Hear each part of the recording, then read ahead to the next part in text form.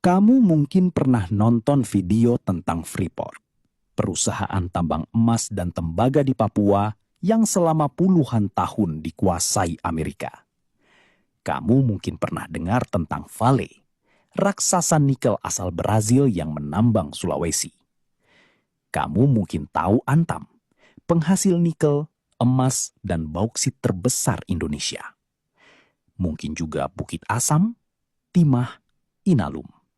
Tapi ini yang hampir tidak ada yang pernah ceritakan dengan jelas. Semua nama itu ada di bawah satu atap. Satu BUMN, milik negara, milik kita. Namanya Mind ID. Dan Mind ID baru saja mencatat pendapatan 159 triliun rupiah atau setara 9,5 miliar dolar pada tahun 2025. Dengan total aset yang sudah menyentuh 292 miliar dolar, hampir 17,4 miliar dolar. Diam-diam, tanpa banyak yang tahu. Tapi yang membuat cerita ini jauh lebih mengejutkan dari sekedar angka-angka itu adalah apa yang sedang mereka bangun. Sebuah ekosistem yang jika berhasil akan membuat Indonesia menjadi salah satu pemain paling krusial dalam transisi energi global. Dari nikel di perut bumi Sulawesi, sampai baterai yang menggerakkan mobil listrik di jalanan Jakarta. Semua dikendalikan dari satu tangan. Dan tangan itu adalah negara. Di video ini, kita akan bedah semuanya. Untuk memahami kenapa Mind ID penting, kita perlu mundur ke titik paling menyakitkan dalam sejarah sumber daya alam Indonesia. Selama lebih dari 50 tahun, Freeport-McMoran, perusahaan asal Amerika, menambang emas dan tembaga di Grasberg, Papua. Tambang yang mengandung cadangan emas terbesar dan tembaga terbesar kedua di dunia. Hasilnya mengalir ke luar negeri dalam jumlah yang tidak pernah benar-benar kita hitung dengan sadar. Dan Indonesia, kita hanya mendapat royalti kecil, pajak, dan janji lapangan kerja. Tahun 2018 adalah titik balik pertama. Setelah negosiasi panjang yang melelahkan, Indonesia berhasil menguasai 51% saham Freeport Indonesia. Mayoritas. Untuk pertama kalinya dalam sejarah, tambang emas dan tembaga terbesar itu resmi lebih banyak milik kita dari milik Amerika. Sebuah kemenangan yang tidak dirayakan cukup keras, mengingat betapa besarnya artinya. Tapi kemenangan di Freeport itu membuka pertanyaan yang lebih besar. Kalau kita bisa rebut Freeport, kenapa sumber daya mineral kita yang lain masih berserakan?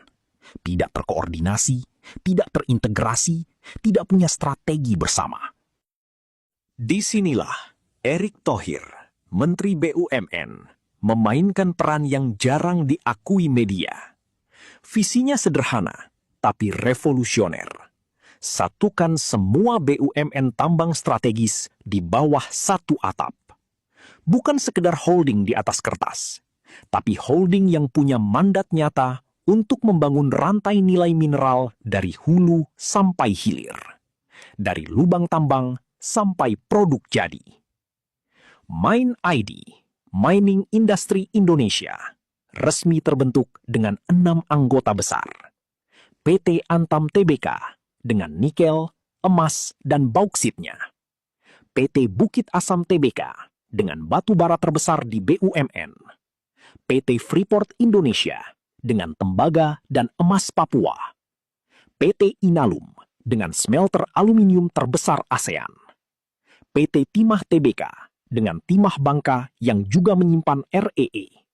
Dan PT Vale Indonesia, tambang nikel terbesar di Sulawesi. 6 perusahaan, 6 komoditas strategis, 1 komando. Ini bukan konglomerasi biasa.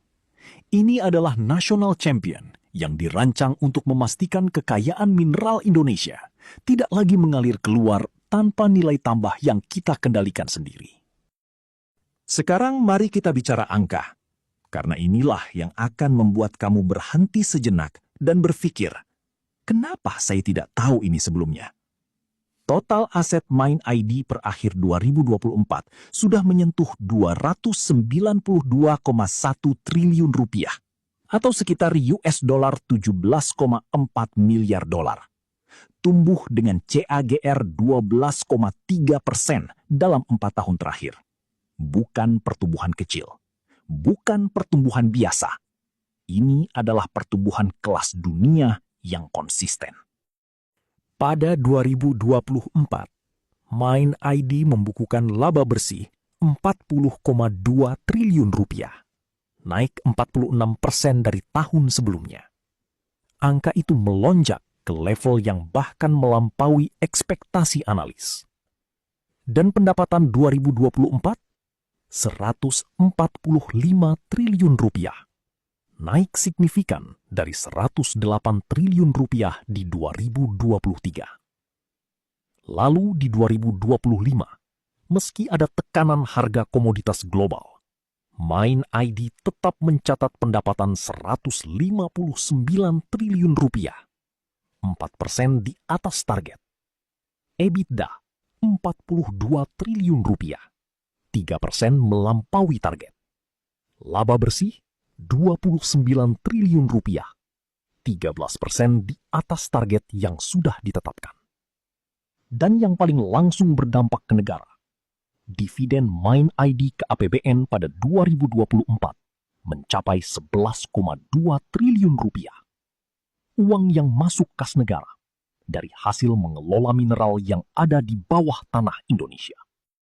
Tapi angka yang paling mengejutkan saya waktu riset bukan soal laba atau aset. Ini soal kontribusi ke ekonomi nasional. Mind ID masuk dalam Fortune Indonesia 100, daftar 100 perusahaan terbesar Indonesia. Kontribusi dari kelompok perusahaan dalam daftar itu, termasuk Mind ID sebagai salah satu yang terbesar, menyentuh angka 26,9% dari produk domestik bruto nasional. Hampir sepertiga ekonomi Indonesia bergerak karena perusahaan-perusahaan yang ada di ekosistem ini, dan Mind ID ada di jantungnya. Target produksi 2026 saja sudah gambaran betapa besarnya skala operasi ini. 49,5 juta ton batu bara dari Bukit Asam, 24,4 juta WMT biji nikel dari Vale dan Antam, 5,3 juta WMT bauksit dari Antam, naik hampir 2 kali lipat dari 2,8 juta WMT di 2025. 31,7 ton emas dari Antam dan Freeport, 29,1 ribu ton timah dari PT Timah, naik dramatis dari 17,8 ribu ton di 2025. Ini bukan angka statistik kering. Ini adalah volume komoditas yang menggerakkan pabrik-pabrik di Asia, Eropa, dan Amerika. Dan sekarang semakin banyak yang diolah di sini, bukan di sana. Ini bagian yang paling sering terlewatkan dari semua liputan tentang Mind ID. Bukan hanya soal tambang, tapi soal apa yang dibangun setelah tambang. 3 proyek besar yang masing-masing punya skala terbesar atau pertama tersendiri. Proyek pertama, smelter tembaga Gresik, terbesar di dunia. Di kawasan ekonomi khusus GIPE, Gresik, Jawa Timur, berdiri sebuah fasilitas yang tidak banyak orang Indonesia tahu eksistensinya. Padahal statusnya adalah smelter tembaga terbesar di dunia, berdasarkan kapasitas single line. Bukan terbesar di Asia, bukan terbesar di ASEAN, terbesar di dunia. Kapasitasnya 1,7 juta ton konsentrat tembaga per tahun, menghasilkan 600.000 hingga 700.000 ton katoda tembaga per tahun. Investasi yang sudah ditanamkan 58 triliun rupiah atau US dollar 3,67 miliar. Ditambah dengan smelter lama PT Smelting yang sudah beroperasi sebelumnya, gabungan 2 fasilitas ini memproses 3 juta ton konsentrat tembaga per tahun, menghasilkan 1 juta ton katoda tembaga, 50 ton emas, dan 200 ton perak. Semuanya dari satu kompleks di Gresik. Sebelum smelter ini ada, konsentrat tembaga dari Grasberg, Papua, terbang langsung ke luar negeri, ke Jepang, Korea, Eropa, untuk diolah di sana. Nilainya yang berlipat-lipat dari pengolahan itu dinikmati negara lain. Sekarang, tembaga Papua diolah di Gresik. Katoda tembaga berkualitas tinggi diproduksi di Indonesia. Dan keuntungan dari nilai tambah itu masuk ke PT Freeport Indonesia, yang 51%-nya milik kita. Proyek kedua, SGAR Mempawah, Mimpi Swasembada Aluminium. Di Mempawah, Kalimantan Barat, Mind ID membangun smelter grade alumina refinery, disingkat SGAR.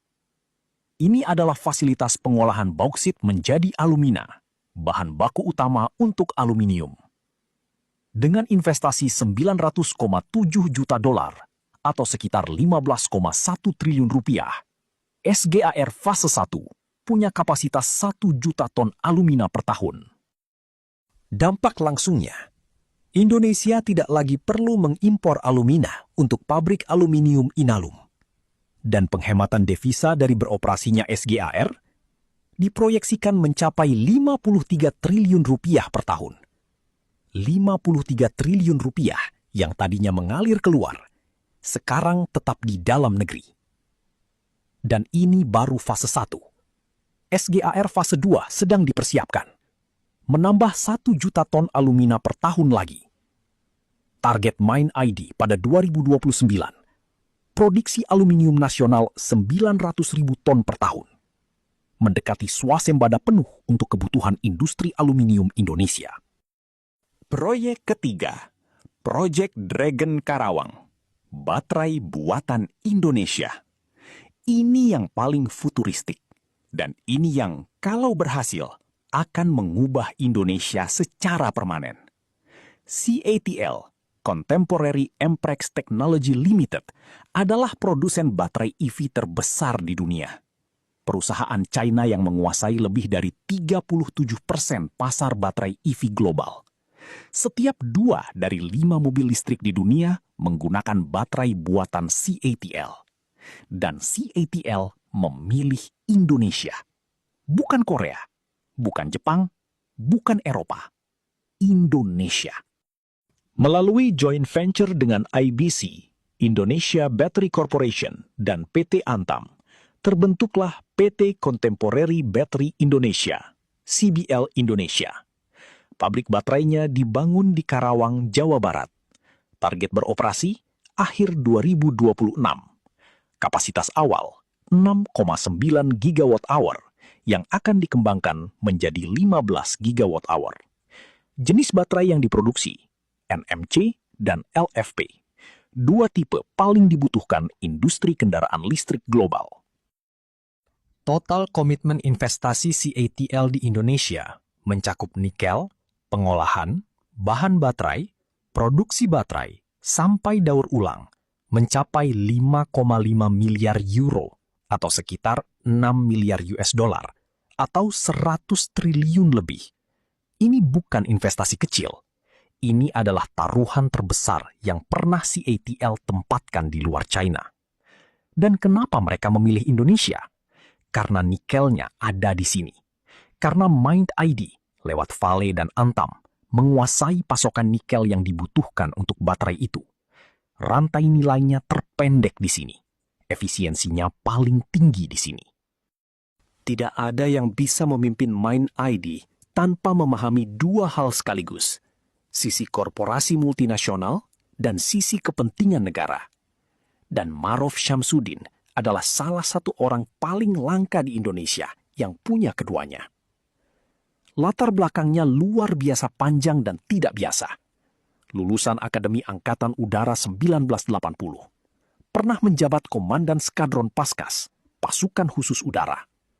Atase Pertahanan RI di Brasil. Direktur Kontraseparatis Badan Intelijen Negara, BIN. Lalu naik menjadi Wakil Kepala BIN. Posisi nomor 2 di lembaga intelijen paling rahasia Indonesia. Dari 2011 sampai 2014. Dari intelijen, Ma'ruf melompat ke dunia tambang. Pada 2015, dia ditunjuk sebagai Presiden Direktur PT Freeport Indonesia. Berhadapan langsung dengan manajemen asing, negosiasi kontrak yang kompleks, dan tekanan dari berbagai arah. Dan disinilah satu momen paling dramatis dalam hidupnya terjadi. Kamu mungkin ingat kasus Papa minta saham. Tahun 2015, Setia Novanto, ketika itu Ketua DPR, diduga menemui petinggi Freeport dan meminta jatah saham untuk dirinya sendiri dan seorang pengusaha dengan menggunakan nama Presiden Jokowi. Percakapan itu direkam. Rekaman itu bocor. Siapa yang merekam? Atau setidaknya siapa yang memegang rekaman itu dan membawanya ke permukaan? Ma'ruf, mantan Intel yang tahu betul cara kerja informasi dan kekuasaan, menggunakan posisinya sebagai Presdir Freeport untuk membongkar salah satu skandal korupsi politik paling memalukan dalam sejarah modern Indonesia. Dan sekarang, pada Maret 2025, pria yang sama ditunjuk sebagai Direktur Utama Mine ID, mengendalikan 6 perusahaan tambang strategis, aset 292 triliun rupiah, dan ambisi membangun ekosistem mineral terbesar di Asia Tenggara. Satu detil kecil yang tidak banyak dibahas media. Ma'ruf adalah adik dari Syafri Syamsuddin, Menteri Pertahanan Indonesia. Artinya, di tengah era persaingan geopolitik mineral yang semakin sengit, orang yang mengendalikan imperium tambang Indonesia dan orang yang mengendalikan pertahanan nasional Indonesia punya hubungan yang sangat dekat. Kebetulan? Mungkin. Atau mungkin memang begitu cara negara memposisikan aset-aset strategisnya di tengah perang dagang mineral yang sedang panas. Ini adalah bagian yang setelah kamu pahami akan mengubah cara kamu melihat Mine ID selamanya. Dunia sedang bergerak menuju kendaraan listrik. Tidak ada yang meragukan itu lagi. Pada 2040, mayoritas kendaraan baru yang dijual di seluruh dunia diproyeksikan berbasis baterai. Dan setiap baterai kendaraan listrik butuh satu bahan utama, nikel. Khususnya, nikel kadar tinggi yang cocok untuk baterai NMC, jenis baterai paling efisien dan paling banyak digunakan oleh produsen EV premium. Indonesia menguasai cadangan nikel terbesar di dunia, lebih dari 22 juta ton, hampir setengah dari seluruh cadangan nikel global. Tapi cadangan saja tidak cukup. Yang menentukan adalah rantai nilai. Siapa yang mengolah? Siapa yang memurnikan? Siapa yang membuat bahan baterai? Siapa yang merakit selnya? Dan Mine ID, ini yang belum banyak orang sadari, sedang membangun rantai nilai itu secara menyeluruh, dari ujung ke ujung. Dari tambang nikel di Vale Sorowako dan Antam Halmahera, biji nikel diekstrak.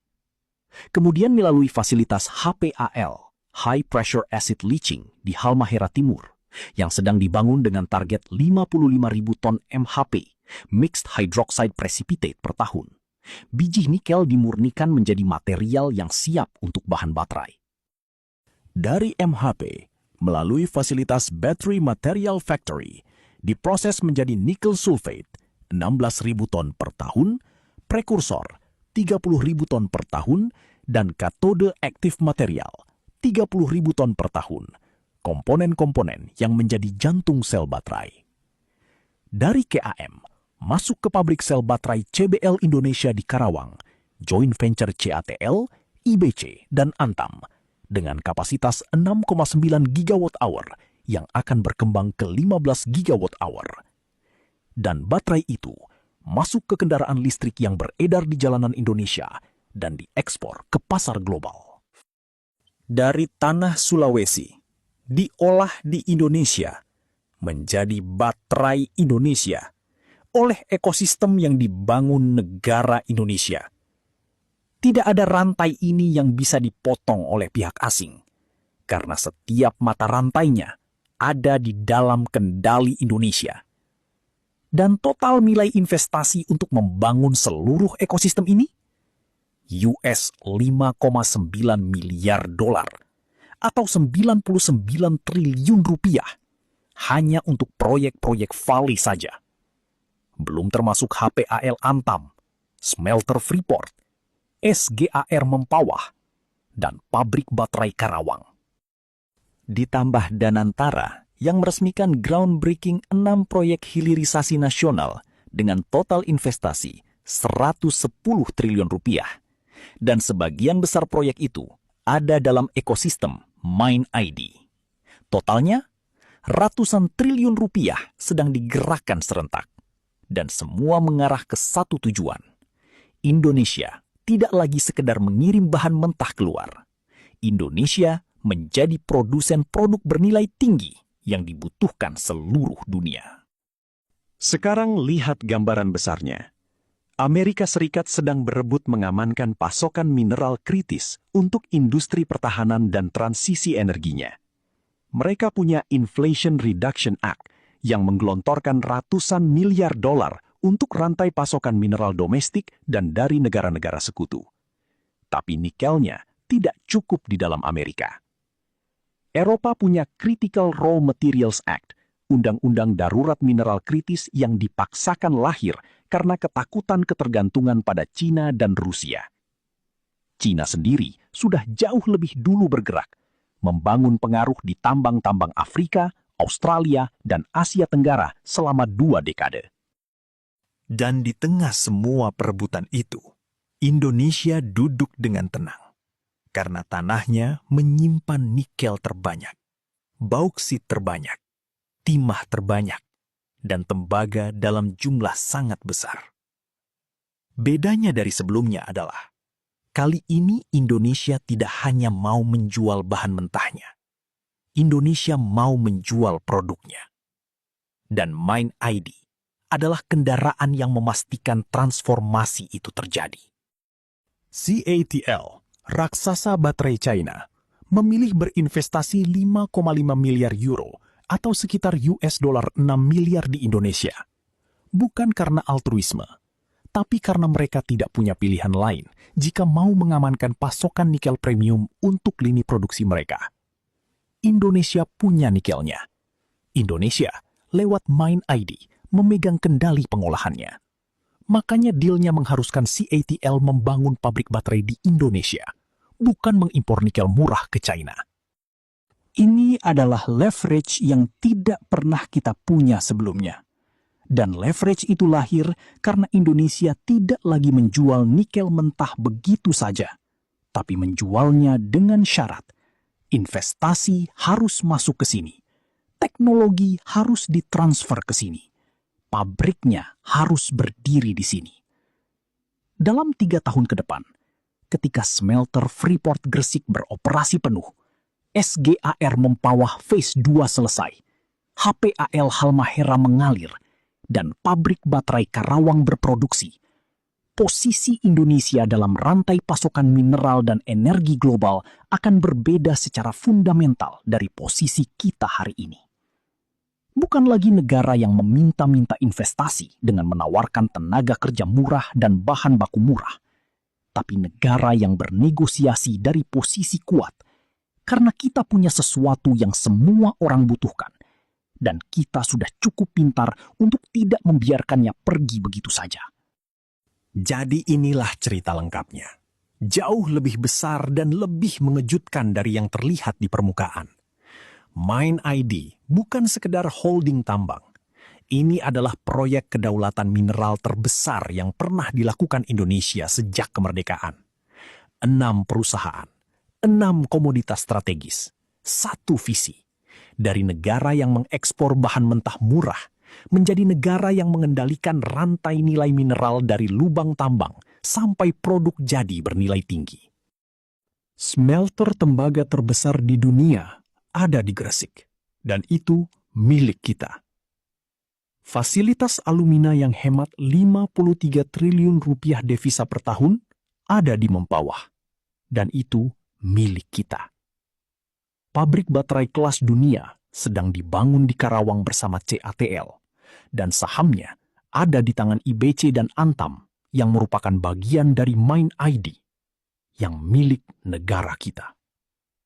Dan di atas semua itu, seorang mantan wakil kepala BIN yang pernah membongkar skandal Papa Minta Saham, kini memimpin imperium tambang senilai 292 triliun rupiah itu. Pertanyaan yang harus kita tanyakan bukan hanya apakah Mind ID berhasil. Pertanyaannya adalah, apakah kita sebagai warga negara cukup sadar dan cukup kritis untuk mengawal ini? Karena aset sebesar ini, dengan ambisi sebesar ini, butuh pengawasan yang sebesar itu juga. Keberhasilan Mind ID bukan hanya tanggung jawab direksinya, ini tanggung jawab kita semua. Bantu sebarkan video ini ke siapapun yang kamu rasa perlu tahu, karena literasi tentang kekayaan negara sendiri adalah bentuk kedaulatan yang paling fundamental. Dan tinggalkan komentar. Menurut kamu, dari 6 anggota Mind ID, mana yang punya potensi paling besar untuk menjadi pemain global kelas dunia dalam 10 tahun ke depan? Sampai jumpa di video berikutnya.